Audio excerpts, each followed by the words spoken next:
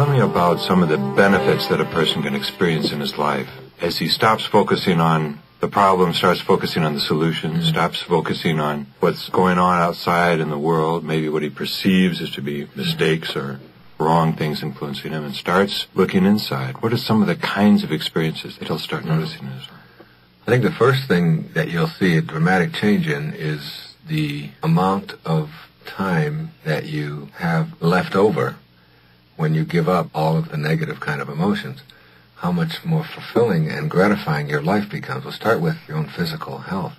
10 years ago, I weighed 30 pounds more than I do now. I wasn't exercising. I was not watching my nutrition. I was a candidate for a heart attack. I was not practicing good physical health principles.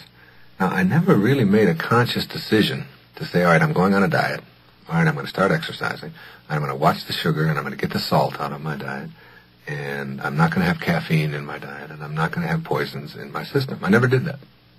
Those become natural outgrowths of self-love, the non-self-serving kind of self-love, the kind of self-love that is like having a quiet love affair with yourself, where you don't have to tell anybody. It's not necessary. It's just a given. It just is. You begin to see dramatic changes. I started running 10 years ago, and once I got myself into shape, I ran a minimum of 8 miles every day. And I got into a streak, and it's almost 9 years now of continuous, every day, never missing a day of running. And at this point, exercising and being trim is just what I am. I am trimness. I'm not trying to get there. When I gave up caffeine, I stopped looking for the method to give it up and became the treatment and no longer was the poison. What I'm really saying is that that is not me anymore, and you don't have to go through any pain and suffering in order to get there. It automatically becomes a response that your body, when you start conditioning it, when you put lots of water in your body and flush it out and keep it clean, that comes from a premise of self-love and some of these principles that I talked about earlier. For example, I used to love a nice greasy cheeseburger. The kind with the shiny buns, you know, grease had come up on it, and lots of French fries, and the kind where you could squeeze it and, you know, you get some grease down in the plate, you know, and then dunk the bread in that. I used to eat like that. Now, I never said, all right, I'm going to stop doing that. I'm not doing that anymore because that's not bad for me. I don't want cholesterol or anything like that. You are not the poison. You are now the treatment. And these changes that take place are so dramatically wonderful. I mean, I can give you some specific things in my life that I do now that 5 years ago I would have thought you were crazy. I won't drive to the store. Not because I want to save gas or because I don't like driving. I love driving. I have a beautiful car and all that. I don't even think about it. I walk to the store. I walk almost everywhere I go. It has become a lifestyle with me. It seems so silly to me to fire up 4,000 pounds of steel to go get a 39-cent loaf of bread or whatever it is, when it's so wonderful to walk or to jog down there. And so I find myself, in addition to my running, walking 4 or 5 miles in a day, using that time creatively. All right, I walk where I used to run or where I used to drive. When I'm in a restaurant, I used to always put salt on everything before I even tasted it. I just put a lot of salt on, a lot of it. I don't even ask if there's salt on the table anymore. And I never made a decision not to do it. It just doesn't feel right in my body. Red meat is something that rarely comes into my life. Now I consume 1/4 of the amount of food that I used to, and I have 4 times as much energy. I sleep much less than I used to, and I haven't consciously made any decision other than to use love as the principle for making my life work. All right? So when you ask about the benefits in the physiological area are astounding, and they just seem to get a hold of you, and you begin to make intelligent choices or healthy choices that are good for the organism.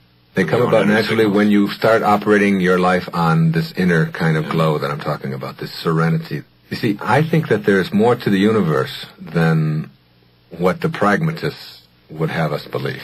I am open to everything being possible and operate from the premise that nobody knows enough to be a pessimist. Right? None of us know enough. We know so little about the universe. I mean, I laugh in the newspapers. Just last week I saw a story about the quasars, you know, these stars that are out at the edge of the universe. And I said, what is this edge of the universe? I mean, what's there at this edge? Is there a wall there? Or is there a cliff? I mean, what is it? And how did it get there? And what's on the other side? We can't comprehend within ourselves something that has no beginning and no end, because all the things that we are limited to in this space that we occupy now start with beginnings and ends. Everything has a cause and an effect. Try to contemplate for a moment a world which has no cause and effect, in which everything just is, just the way it is. And one thing doesn't cause the other. It is, and it always has been. Try to think of eternity, when we talk about an eternity, as something that we can't comprehend because we're confined in the body that we occupy to only think in terms of when we began and when we end. Look at your body right now, and look at your fingers, and look at your arms and all that, and remind yourself that who you are is not those things. That those fingers were very different when you were a month old. You still were. You still existed. You are not your fingers, or your bones, or your nose, or your ears, or your hair, or any of those things. Those things have all undergone dramatic shifts in your lifetime, however old you are, and yet your essence, whoever you are, continues. It goes on, and it continues to occupy many, many different bodies. This is not a case for reincarnation. It's not a case for anything. It is looking at the world from a perspective of awe and magnificence and openness to everything being possible. And that whatever it is that you call mysticism or metaphysics or whatever is nothing more than just the things that we have been limited to because we only understand what we're confined to. We can have anything for ourselves when we're open to that. And that love principle that I talked about earlier, from one cell to the next, is what many scientists are beginning to speculate on as the source of energy that makes us all work. All right? And when we operate on that principle, as you look through all of the great teachings there have ever been, that one principle of self-acceptance, self-love, taking good care of yourself, all seems to permeate all of the teachings. They just seem to go back. That can't be an accident. There's got to be some truth to that. If you can accept that you are something other than just what your body is, even though it defines rationality and it defines scientific verification and all of that, you can accept that because we know that that's true. Bucky Fuller told us that 99% of what we are is untouchable, unsmellable, invisible. 99% of our essence. We can't get a hold of it, we can't smell it, we can't touch it, and we can't see it. It's whatever that conscious awareness is that we experience for whoever we are. And that conscious awareness that we carry around with us can bring about magnificent changes in our lives. The physiological changes I've alluded to, without trying to change anything dramatically in us, when we become more and more enlightened, if you will, and that's a wonderful thing to know.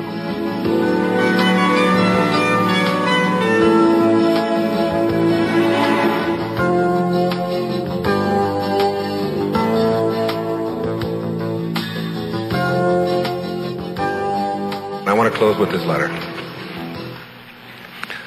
It's from a lady who has become a friend. Her name is Chloe Robinson. And she wrote me this letter after I spoke at the Seattle Center 6 months ago. Dear Wayne, I have just returned from hearing you speak at the Seattle Center, and no, I will not sleep a wink until I have written you a note to say thank you. I have anticipated hearing you ever since I purchased my ticket several weeks ago. I knew it would be wonderful, but it was even better than that. It was absolutely marvelous. In 1980, I left a marriage of 24 years with hardly anything more than my books and clothes. I had been taken care of and had no financial worries, and my husband and I were beginning to get into the mode where another few years and we would have been able to do just about anything our hearts desired, as we had just married off 2 daughters and our other 2 children were nearly grown. My leaving and the manner in which I did it, I moved to Hawaii, left everyone speechless, as I had always been such a devoted and unselfish person. Also the fact that I left with virtually nothing and asked for nothing in the divorce, plus had never worked, reaffirmed the feelings of everyone that I had indeed lost my mind. I had turned 40 that year, and it was also speculated that this was probably partly to blame. In actuality, my soul just finally cried, Uncle. This lady's a writer. These last 4 years have been absolutely wonderful. Sure, I've had pain and I've had to learn many things about life and people the hard way, but I wouldn't trade them. I have grown and learned and finally become the kind of person I want to be. My own. At times, the future has seemed scary, especially financially, but I know beyond a doubt that I'm on the right path. After a 2-year relationship with another wonderful person, I now believe that I am meant to go my path more or less by myself and not be tied to another person through a serious relationship. This does not make me unhappy or lonely.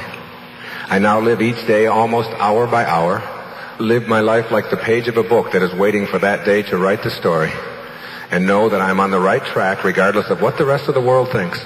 I am an artist and a writer, and I know that the time is not too far away when I will be able to share some of my feelings and thoughts with others and perhaps bring some hope and encouragement into their lives. I want to say to other people, dare to risk. Dare to face the unknown. Because if you don't, you aren't really alive. I have read each of your books many times, and when I was given gifts from ICUS for my birthday, I was thrilled. Little did I know what a truly beautiful gift it was for me. When I began reading it, I was puzzled, since this was so totally different from anything you had ever written before. I began the book about 10 o'clock one night, and I didn't stop reading it until I'd finished it. I cried through a great deal of it because it seemed to strike some chord in my soul that knew of the things which ICUS spoke, but which I had never been able to express, mainly because most people wouldn't have understood it. I was so excited and felt so emotional when I finished it that even though it was nearly 3 in the morning and I had to work the next day, I reread it again. I never did sleep that night, and yet felt more alive and awake at work than times when I had slept the prescribed 8 hours. I have just finished ICUS for the 7th time, and still get just as excited and emotional each time I read it. I've always been an avid reader. In the past 6 years, I've read tomes on Eastern religion and philosophy. But I can say without reservation, and I still don't know why this is, but ICUS has had the most profound effect on me of any book I've ever read. It is more than the words or the story. It is as if it has awakened in my soul that which is true and has been from the beginning of time. I can't even explain how I feel. I've given countless copies of the books for gifts, and when it wasn't received from some with the same passionate emotion I felt when I read it, I was incensed. I felt as if I was casting pearls before swine. Don't ask me why this particular book evokes such feelings for me. I don't know. Now listen, this is the paragraph. I was amazed, even talking to many people at the center tonight, how few of them had read it, even though they were great fans of yours. I've come to believe, particularly this past year, that we are each on a path, and when we commit our lives to growth and becoming our own person, we get on such a fast track that it is almost frightening.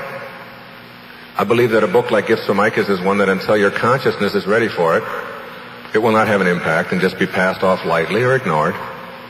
However, when a person is ready, look out. It is very powerful stuff.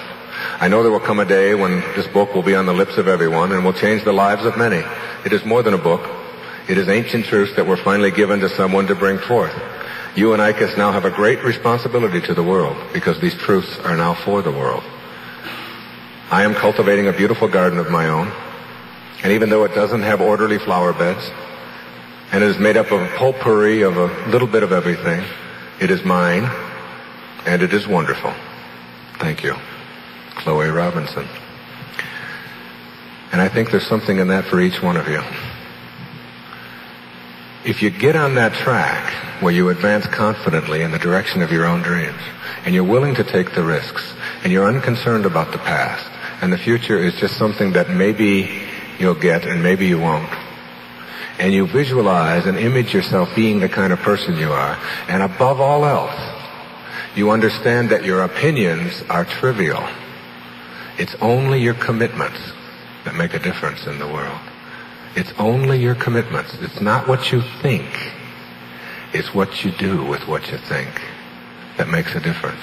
I'm standing up here before you today when I could easily be someplace else because I remember the words of Gandhi when he was pulling out of his train station in India, and someone passed him a little note.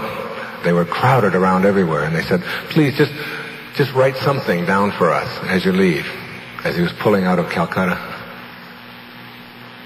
And he wrote down on a little piece of paper, when they asked him to write a message, he said, I am my message. The cosmic erroneous zone. If you solve this one, you'll have it all.